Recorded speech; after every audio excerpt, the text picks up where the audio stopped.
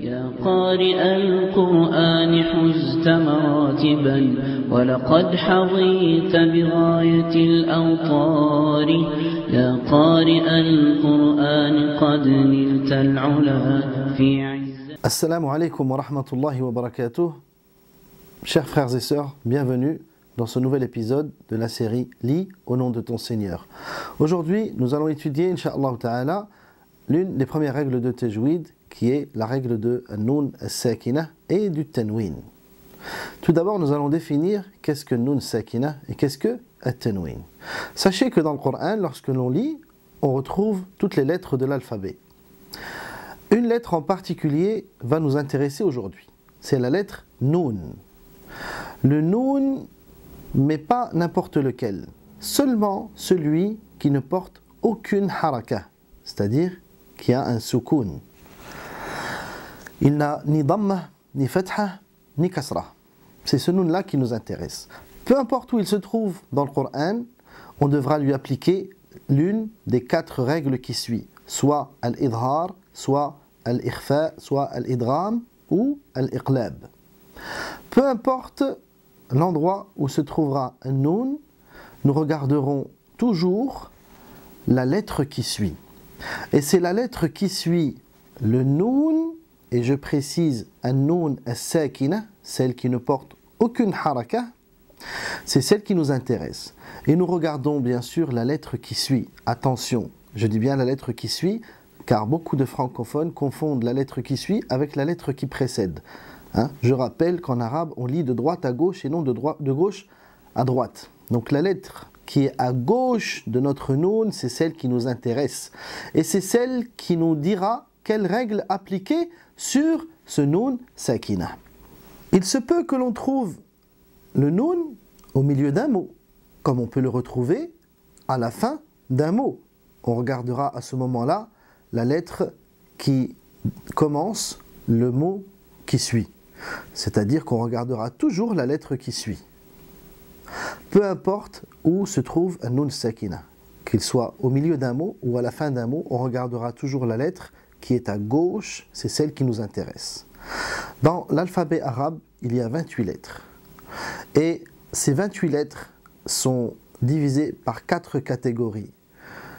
Chaque groupe de lettres nous indiquera une des 4 règles que je viens de citer précédemment, que l'on appliquera sur un noun as-sakina. Nous allons procéder par étapes, c'est-à-dire qu'à chaque vidéo, on étudiera une seule règle, avec des exemples et des exercices pratiques pour pouvoir bien assimiler cette règle-là. Je commence avec l'idhar. Tout d'abord, avant de définir ce qu'est l'idhar, nous revenons un moment sur un noun sakina. J'ai cité au début de la vidéo que la règle que l'on étudierait aujourd'hui concernerait un noun sakina et le tanwin. Qu'est-ce que le tanwin?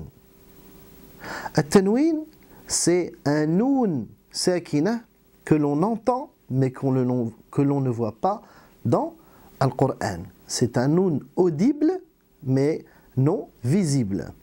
Et on retrouve, on remarque ce noun par la présence de 2 harakat, c'est-à-dire que la haraka est multipliée par 2. On verra par exemple dans le mot aliman, on verra 2 fathat à la fin. Aliman, regardez, le noun, il est présent, nous l'entendons, aliman. S'il fallait l'écrire, on écrirait après le mim un noun. Cependant, dans le mushaf, on ne le verra pas, on l'entend seulement. Et on verra 2 fathat au-dessus du mim. Pareil pour alimun, la même chose, on verra à ce moment-là 2 dammat, ou alors hakimun, nous verrons à ce moment-là 2 dammat. Et enfin, le tanwin avec 2 kasrat. Exemple, jabbarin, jabbarin. En dessous du ra, nous remarquerons 2 kasrat. Voilà pour le tanwin. Ce tanwin est, dans la définition en arabe, nounun sakinatun talhaqu bi akhir al-asma'. C'est un noun sakina qui vient s'ajouter à la fin des noms. Et je dis bien à la fin des noms et pas des verbes. Donc ce tanwin est réservé au nom. Sachez que le tanwin en langue arabe, il est là pour an-nakira. An-nakira, c'est-à-dire c'est pour l'indéfini. Si je dis par exemple kitabun, kitabun, هذه nakira, c'est-à-dire que le kitab il est indéfini. Ça veut dire un livre. Quel livre? Derrière moi il y a une multitude de livres. Je n'ai désigné aucun d'eux. Mais si je dis al-kitab, là je désigne un livre.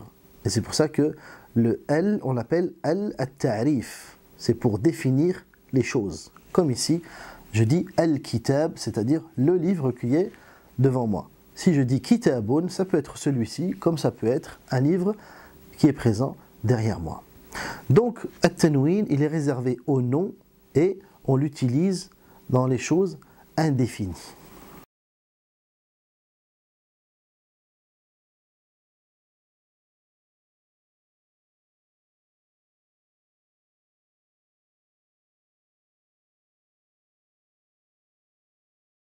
Juste pour que l'on soit concentré, il faut absolument que durant les prochaines vidéos, vous vous mettez bien en tête que l'on étudie les règles de Noun Sakina et du Tanwin.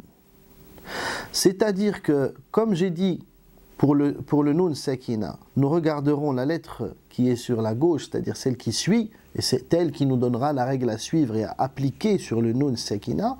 Nous regarderons aussi le Tanwin. À chaque fois que nous aurons un Tanwin dans notre lecture, nous regarderons la lettre qui suit, c'est-à-dire la lettre qui se trouve à gauche du Tanwin. C'est elle qui nous donnera la règle à appliquer sur le Tanwin. Ce sont les mêmes règles que l'on applique sur un Noun Sakina. Pourquoi? Je répète, car at-tanwin, on a dit que c'était un Noun Sakina qui est audible mais qui n'est pas écrit. Donc c'est pour cela que l'on applique les mêmes règles, que ce soit pour un Noun Sakina ou pour at-tanwin. Et Noun Sakina, je le répète, c'est un Noun qui ne porte pas de haraka, ni dhamma, ni fatha, ni kasra. À titre d'exemple, le mot anhu, ou le mot min. Le mot min. Nous avons un mim qui a une kasra et un nun qui a un soukoun qui n'a aucune haraka. Car le soukoun c'est l'absence de haraka. Et il a été précisé par écrit par un petit rond. Mais à la base c'est l'absence de haraka. L'absence de haraka c'est as-soukoun. طيب, revenons à la règle d'aujourd'hui. La première règle de Noun Sakina et Tanwin, et il faut bien retenir que la règle s'applique à Noun Sakina et Tanwin et non pas à la lettre qui suit. La lettre qui suit est un indicateur, tout simplement. Elle s'appelle Al-Idhar. Al-Idhar, le fait de montrer un Noun ou un Tanwin, c'est-à-dire de les prononcer d'une manière tout à fait normale, comme s'il était prononcé tout seul. Je cite, par exemple, le mot an. Là, an-noun est sakina. Je n'ai pas altéré le son du noun. Je l'ai prononcé comme je l'ai prononcé tout simplement, sans altérer le son ou sans y changer quoi que ce soit. Donc, il y a certaines lettres dans l'alphabet qui vont venir suivre ce noun sakina sans l'altérer. Comme je l'ai prononcé seul, n, lorsque les autres lettres viendront après, le noun ne changera pas. Ces lettres-là sont au nombre de 6. Je précise, 6 lettres. Elles sortent toutes de la gorge. Et c'est parce qu'elles sortent de la gorge que le noun n'est pas altéré et reste comme il est. Pourquoi? Car le point de sortie, comme on verra par la suite, il y a plusieurs points de sortie des lettres au niveau de la langue arabe, et le premier est la gorge. Il est tellement éloigné du point de sortie de an-noun, et vous pouvez le visualiser mentalement en disant n. Vous remarquerez que le bout de la langue vient se poser sur la base des incisives des incisives supérieures. Quant aux lettres de la gorge, elles sont tellement éloignées du point de sortie de Noun qu'ils ne peuvent altérer, plutôt qu'elles ne peuvent altérer ce Noun. C'est pour cela que la règle à la base, ce n'est pas vraiment une règle. C'est tout simplement le fait de prononcer Noun comme on le prononcerait seul. Ces lettres-là sont au nombre de 6. Je cite Al-Hamzatu, Wal-Ha'u, Wal-Aynu, Wal-Ha'u, Wal-Ghaynu, Wal-Kha. Je répète. Al-Hamza, c'est la première lettre. Al-Ha, Al-Ha, Al-Ayn, Al-Ghayn, puis Al-Kha. Il y a 6 lettres. Elles sortent toutes de la gorge. Il est très simple de vérifier le point de sortie d'une lettre. Nous allons prendre une Hamza Maftuha, et nous allons mettre la lettre qui nous intéresse avec une Shedda et un Soukoun. Je cite à titre d'exemple le mot, plutôt la lettre Ayn, la lettre Ayn. Comment définir le point de sortie de l'Ayn? On dira et là on remarque la pression au niveau de la gorge. Ça, c'est un exercice qui vous permet de bien visualiser mentalement et aussi physiquement le point de sortie de chaque lettre. Donc toutes ces 6 lettres sortent de la gorge. Mais elles sortent par un ordre précis. C'est-à-dire que la gorge, si vous voulez qu'on visualise la gorge, c'est un petit tube. Ce tube, on va le diviser en 3 parties. La première partie, on l'appellera la partie basse. La partie basse de la gorge nous réserve 2 lettres. Al-Hamzatu wal-Ha. Al-Hamza, puis la lettre Ha. Puis le milieu de la gorge. Et là, on fait une ascension, car le bas de la gorge est le point le plus éloigné de la bouche. Puis, nous faisons une ascension pour sortir 2 lettres du milieu de la gorge, qui sont Al-Ayn, puis Al-Ha. Ha, Ha. Et enfin, le haut de la gorge, ce qu'on appelle Adna Al-Halq. Pourquoi Adna, c'est-à-dire le plus proche, c'est-à-dire le plus proche de la bouche, qui sont Al-Ghayn et Al-Kha. Ra, Kha. Chaque point de sortie, comme on a dit, inclut 2 lettres. Et bien sûr, ce sont des points de sortie, ce ne sont pas des points de sortie principaux, car le point de sortie principal est la gorge, mais ce sont des points de sortie secondaires. Il y a le point de sortie principal, qui est la gorge, et les points de sortie secondaires, qui sont le bas de la gorge, le milieu de la gorge et le haut de la gorge. Nous répétons, Inch'Allah, ensemble cet exercice. Donc, le premier palier, c'est le bas de la gorge. On sort Ha et A. Al-Ayn, pardon, Al-Hamzatu, wal-Ha. A, la lettre A et la lettre Ha. Donc ça peut être A ou I. Ha, Hu, Hi. Ils sortiront toutes du même point de sortie. Puis le milieu de la gorge, on dit Al-Ayn et Al-Ha, on a dit tout à l'heure. Alors, A, Hu, I, Ha, Hu, Hi. Vous remarquerez la pression exercée dans la gorge, elle se trouve au milieu. Là, remarquez que la pression va monter un peu plus haut. Pour le Ghayn et pour le Kha. Ra, Ro, Ri, Kha, Kho, Khi. Voilà pour le point de sortie de ces 6 lettres. Donc nous revenons à la règle que l'on étudie aujourd'hui, qui est al-idhar, le fait de prononcer an-noun, as-sakina et at-tanwin d'une manière à ne pas les altérer, c'est-à-dire d'une manière tout à fait naturelle, comme si on les prononçait seuls. Nous allons citer quelques exemples pour pouvoir visualiser la chose et je vous invite à répéter après moi les mots que je vais lire.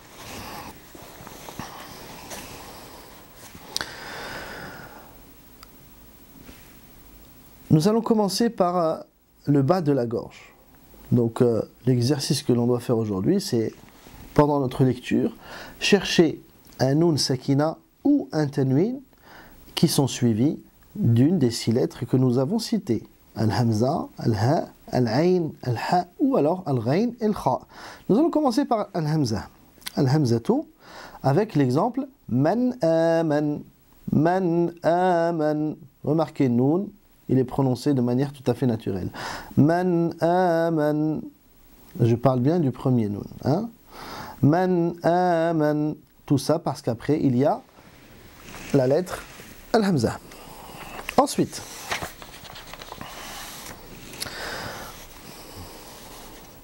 la lettre Ha.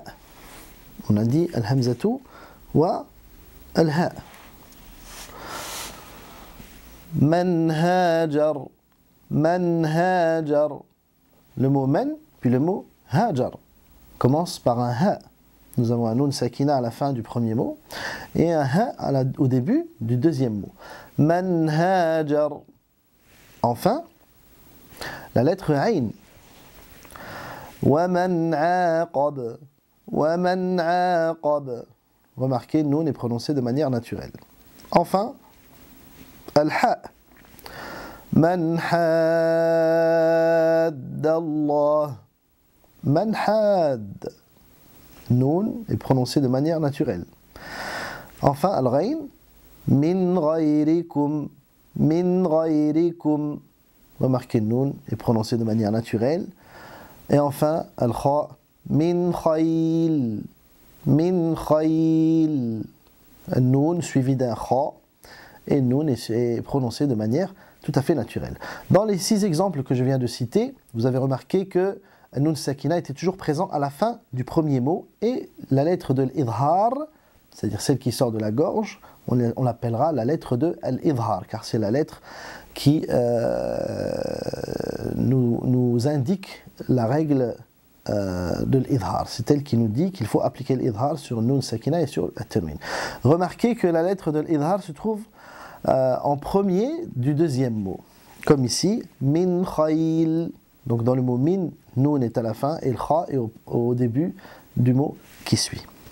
Nous allons voir maintenant des exemples avec un nun sakina au milieu du mot. Et là je reprends dans le même ordre, ce sera toujours l'ordre que l'on suivra. Al-hamzatu wal-ha'u, wal-aynu wal-ha'u, wal-ghaynu, wal-kha. Yan'aun, yan'aun, wa hum yan'auna anhu wa yanhauna anhu. Le mot yan'aun, nun et sakina, et il est suivi d'une hamza, et ce en un seul mot. Yan'aun. Je ne parle pas du nun de la fin, car c'est moi qui lui impose soukoun vu que je m'arrête dessus. Je parle bien du premier nun. Yan, et enfin, aun. Remarquez le hamza qui suit. Yan'aun. C'est elle qui m'impose le fait de lire nun de manière tout à fait naturelle. Ensuite, yanhaun. Yanhaun. Nun suivi d'un ha, en un seul mot. Encore, an'amta, an'amta. Là, dans Suratul Fatiha, tout le monde connaît ce mot. An-nun, nous ne pouvons pas l'altérer. On doit le prononcer de manière tout à fait naturelle. An'amt, an'amt, tout simplement. Ensuite, dans Suratul Kawthar, wanhar, wanhar. Nun est prononcé de manière tout à fait naturelle, car elle est suivie d'un ha. Maintenant, un exemple avec Al-Ghayn, fasayunghidun, fasayunghidun. Remarquez Nun avant le Ghayn, fasayunghidun. Le Nun est prononcé de manière naturelle. Fasayunghidun.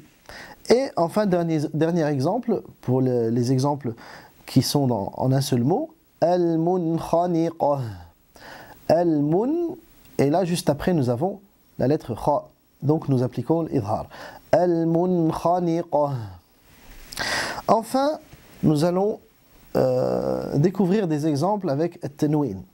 At-Tanwin, nous avons défini Tanwin tout à l'heure comme étant un nun sakina qui est audible mais qui n'est pas lisible. Et on le remarque par la présence de 2 fois la haraka, 2 dammat, 2 kasrat ou 2 fathat. Regardons. Adhabun alim. Remarquez adhabun, si vous lisez adhabun, vous trouverez 2 dammat. Pourtant, nous entendons un nun à la fin. Adhabun. Et là, après, il y a une hamza, donc nous appliquons la règle qui est l'idhar.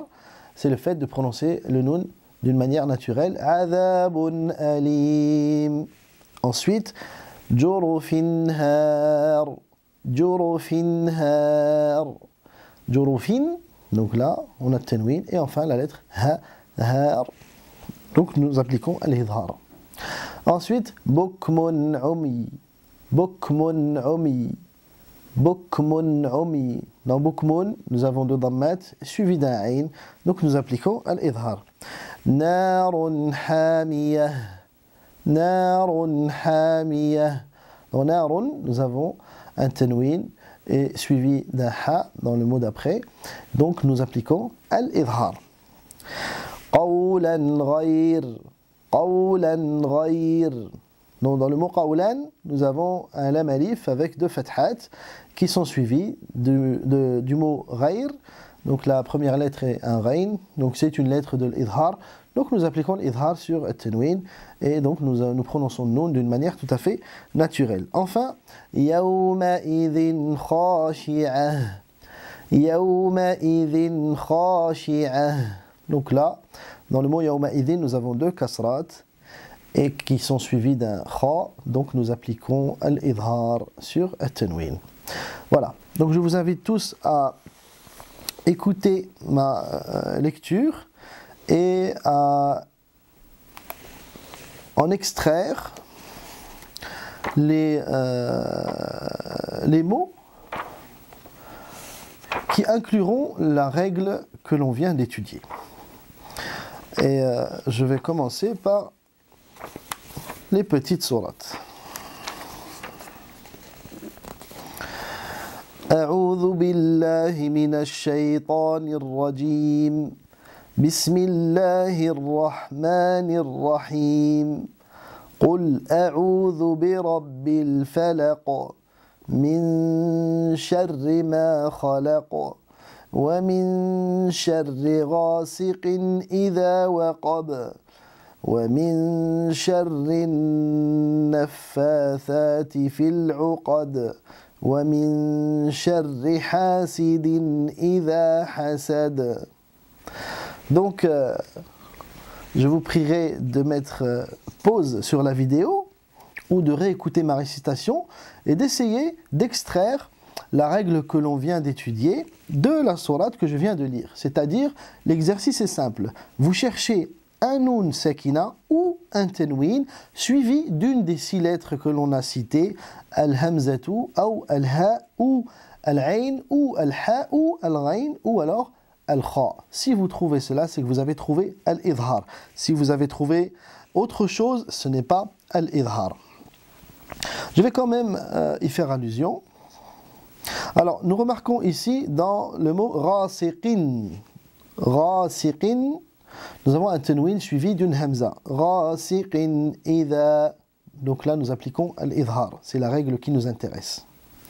Et enfin, le dernier, c'est hasidin idha. Dans le mot hasidin, nous avons un tanwin suivi de la lettre hamza. Donc, c'est un idhar. Peut-être me direz-vous, oui, mais dans le mot min sharri, nous avons un nun sakina. Dans min, il y a un nun sakina, mais je vous dirais qu'il est suivi de la lettre shin. Et shin, nous ne l'avons pas encore étudié, nous avons étudié seulement 6 lettres. Donc, ça veut dire que cette lettre-là imposera une autre règle à appliquer sur une nun, et vous avez dû sûrement le remarquer lors de ma lecture. Donc, je vous invite à suivre la prochaine vidéo, Inch'Allah Ta'ala, pour pouvoir étudier la deuxième règle de nun sakina et tanwin, qui est al-idgham. Wassalamu alaikum wa rahmatullahi wa barakatuh.